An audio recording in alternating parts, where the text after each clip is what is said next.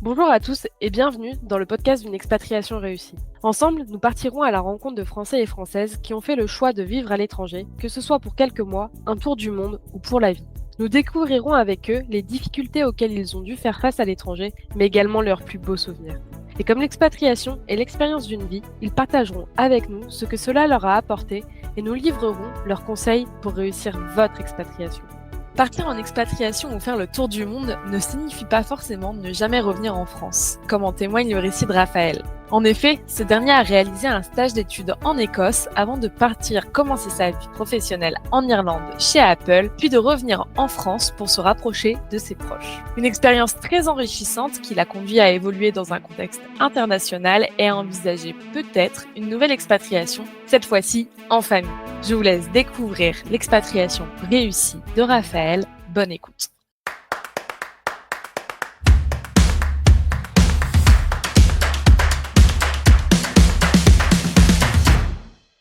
Bonjour Raphaël et merci d'être avec moi aujourd'hui pour parler un peu de ton expatriation et tes expériences à l'étranger. Est-ce que tu pourrais te présenter en quelques mots pour nos auditeurs, s'il te plaît? Bonjour Margot, ravi de faire ce podcast avec toi. Raphaël, j'ai 35 ans, je suis papa d'une petite fille de 18 mois, je suis marié, je vis en France actuellement si on se parle aujourd'hui, je pense que c'est notamment pour parler de mes expériences passées à l'étranger, donc notamment dans le cadre de mes études et au début de ma carrière professionnelle. C'est ce qui m'a notamment amené à travailler dans le domaine de l'assurance santé internationale et notamment chez Santexpat. Trop bien. Du coup, c'est quoi un peu ton histoire d'expatriation? Tu me disais que tu avais commencé par là avant, donc si tu peux nous en parler un peu. J'ai 2 expériences, on va dire, significatives à l'étranger. La première, elle se passe en Écosse. Donc c'était un échange, en fait, entre mon université, en France, donc qui était à Troyes. Moi, j'ai fait un IUT, 2 ans, donc un DUT technique de commercialisation et donc il y avait la possibilité de faire, la licence, donc un bachelor, à côté de Glasgow, dans une ville qui s'appelle Paisley, où j'ai pu faire, des études de commerce là-bas pendant un an. Voilà, donc ça, c'est la première expérience et la deuxième, c'est en Irlande. Donc en fait, après, mon année d'études en Écosse, j'ai voulu, faire un master. Ça s'est pas très bien passé au niveau des demandes de master, donc je me suis dit que j'allais travailler un an, à Paris et finalement, j'ai été contacté pour, travailler chez Apple en Irlande, donc à Cork, dans le sud de l'Irlande. Il y a beaucoup de boîtes américaines, on le sait, dont les sièges européens sont en Irlande, beaucoup à Dublin et beaucoup à Cork. À Cork, il y avait notamment Apple, Amazon, Dell, donc une communauté d'expats assez importante, que ce soit française ou européenne. Et donc, j'ai passé 18 mois en Irlande. Voilà, très bon souvenir. Super expérience professionnelle, surtout pour commencer. Et est-ce que c'était un choix, ces destinations-là, dû à la proximité avec la France, ou c'était vraiment totalement par hasard? C'était vraiment par hasard. Il y avait la possibilité d'aller au Pérou ou en Écosse quand j'étais. Ah, chouette. Ouais, le Pérou, ça aurait été sympa aussi parce que j'aimais beaucoup l'espagnol et vraiment l'idée. Enfin, j'étais d'ailleurs plus à l'aise en espagnol qu'en anglais. C'est peut-être ce qui m'a poussé à aller en Écosse. J'ai pas été déçu parce que, comme tu le sais, peut-être l'accent écossais Ouais. est assez costaud. Donc, c'était un bon apprentissage et un saut dans le grand bain directement. Donc, non, c'était plutôt une opportunité, on dira. C'était pas vraiment un choix, mais je ne le regrette pas et la culture écossaise est vraiment Ouais. sympa. Et la culture irlandaise, finalement, ressemble un petit peu quand même à la culture écossaise. On est sur des cultures un peu gaéliques, celtes, mais c'était encore là une opportunité. Donc, pas vraiment un choix non plus, mais également un très bon souvenir. Trop bien. Aujourd'hui, tu nous disais que tu étais en France. Est-ce que tu te verrais repartir à l'étranger? Là, tu me disais que tu avais une famille, donc peut-être une aventure à l'étranger en famille? C'est une bonne question. C'est une question que je me pose assez régulièrement, pour être honnête. En plus, tu sais, nous, chez Santexpat, on vend des contrats d'assurance santé aux Français qui partent. Donc, pour tout type de projet, on a des étudiants, on a des digital nomades, on a des globetrotters, on a des expats qui sont déjà partis depuis plusieurs années. Donc, on voyage déjà un petit peu par procuration. Ça peut donner envie, surtout quand on voit certaines destinations qui sont assez récurrentes chez nous, notamment en Asie du Sud-Est, à Maurice, aux États-Unis. Ça répond pas vraiment à ta question, mais pour y revenir, ça pourrait me plaire. Je me verrais pas partir définitivement, Ouais. mais j'aimerais partir peut-être pour quelques mois, quelques années. Et je trouve que le faire en famille en plus sera vraiment une aventure assez unique. Donc Ce serait pourquoi pas? riche pour tout le Mm. monde. C'est vrai que maintenant on a la possibilité, comme tu le disais, d'être digital nomade, de pouvoir partir quelques mois et quand même travailler. Nous, on a cette chance-là en plus chez Santexpat d'avoir cette flexibilité-là, ce qui n'est pas toujours le cas. Même quelques années, ça peut toujours être chouette de grandir dans une autre culture. On en parlait avec Sophie dans un épisode passé, d'avoir un peu cette double culture pour les enfants. Est-ce qu'il y aurait une destination en particulier qui t'intéresserait?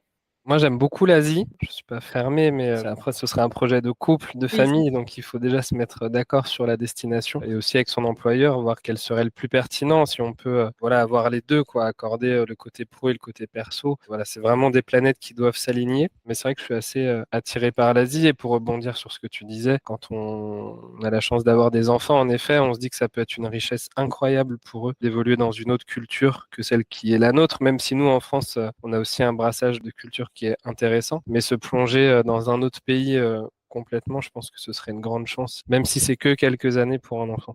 tout à fait. Peut-être que tu peux nous dire ce que l'expatriation t'a apporté de mieux, ce que ces années à l'étranger t'ont apporté qui te laissent des marques aujourd'hui.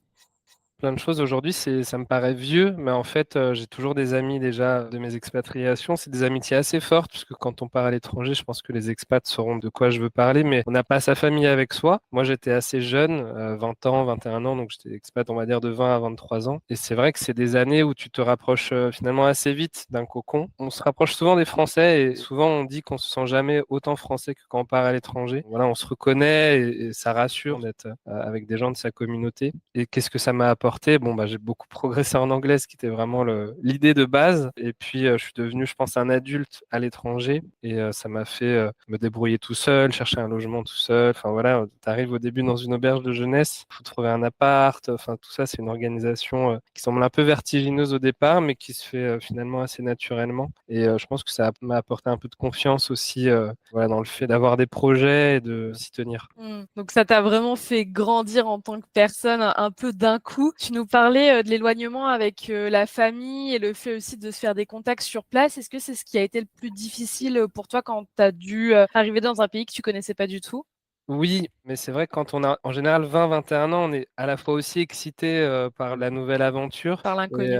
exactement, peut-être qu'en vieillissant un petit peu, le manque de la famille est encore un peu plus fort. Mais c'est vrai que c'est la principale difficulté. C'est pour ça que je suis rentré en France, parce que en Écosse, l'aventure était censée être temporaire. C'était prévu que j'y reste qu'un an, même si j'aurais pu faire mon master là-bas. J'aurais peut-être pu ou dû d'ailleurs le faire, mais en tout cas, je suis rentré. En Irlande, j'avais un contrat de travail permanent, quoi, l'équivalent d'un CDI, donc j'aurais pu rester très longtemps. J'ai des amis qui sont restés 10 ans, qui ont changé d'entreprise, de poste, etc. Mais c'est vrai que ce qui m'a fait rentrer, bon, on pourrait penser que c'est la météo, vu les destinations dans lesquelles j'étais, mais c'était aussi et surtout pour la famille.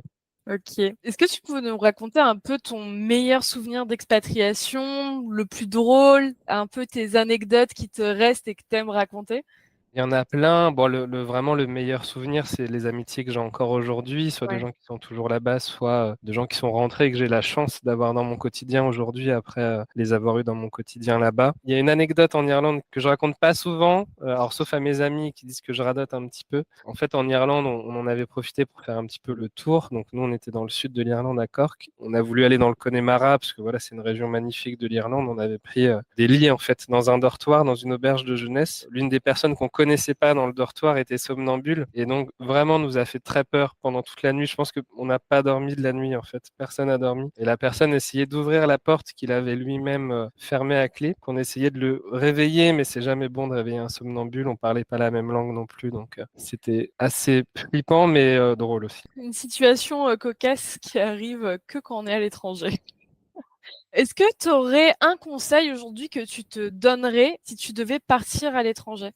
Ce serait sûrement une déformation professionnelle. Forcément, nous, on sait que l'assurance santé, ou en tout cas faire attention à comment on est couvert à l'étranger, c'est vraiment dans le haut de la liste, quoi, hein. Surtout quand on part en famille, quand on est jeune. Enfin, c'est vrai que quand je suis parti étant jeune, j'ai beaucoup moins fait attention à ce sujet-là, parce qu'on se croit voilà, incassable. Et puis en France, on est tellement bien couvert qu'on se Ouais, pose pas trop la question c'est de. moins le réflexe qu'on a quand on est jeune, c'est vrai. C'est ça. Mais dès lors qu'on vieillit un peu, ou on mûrit. C'est un sujet qui revient, surtout quand on part en famille et notamment dans des pays dans lesquels les systèmes de santé sont soit très chers ou alors sont pas très performants. Donc j'ai envie de dire que ce serait la chose à penser, quoi. Est-ce que toi, tu as une anecdote santé qui t'est arrivée à l'étranger ou justement, tu as eu beaucoup de chance en étant jeune? J'ai eu beaucoup de chance. Sur les 2 ans et demi que j'ai passé à l'étranger, je suis jamais allé une seule fois chez le médecin ou à l'hôpital. Je suis même pas allé chez le médecin pendant mes retours en France non plus. Mais oui, j'ai des amis qui ont dû aller à l'hôpital pendant le séjour et c'est jamais très agréable, notamment d'exprimer des symptômes dans une autre langue. C'est jamais simple, c'est Mm. sûr. Est-ce qu'aujourd'hui, tu dirais que c'est une expérience qui a changé ta vie?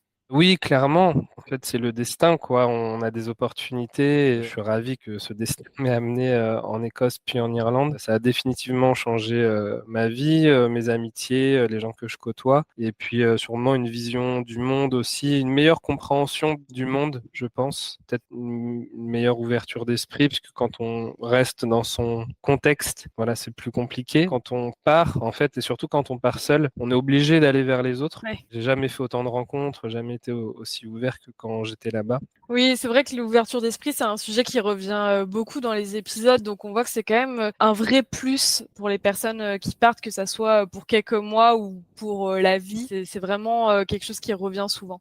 C'est ça. Et aujourd'hui, bah, pour ma fille, je lui souhaite, même si en tant que parent, je pense qu'on a toujours envie que ses enfants soient à soient jamais à plus de 3 kilomètres, mais je lui souhaite d'avoir ce genre d'expérience pour construire le début de sa vie.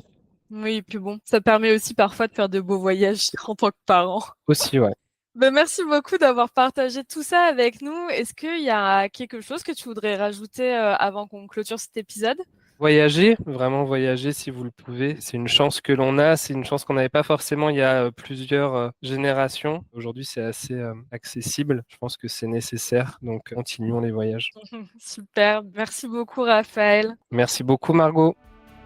Ce podcast vous est présenté par Santexpat.fr, le premier courtier et comparateur d'assurance santé international. Santexpat.fr compare plus de 300 offres d'assurance santé auprès de 28 partenaires assureurs. Plus qu'un simple comparateur, Santexpat.fr, c'est votre partenaire santé à l'étranger. Vous bénéficierez d'un accompagnement par des experts en santé internationale, ainsi que des services santé pour vous accompagner dans votre bien-être à l'étranger. Tout cela est sans surcoût. Rendez-vous dès maintenant sur Santexpat.fr pour faire votre demande de devis gratuitement.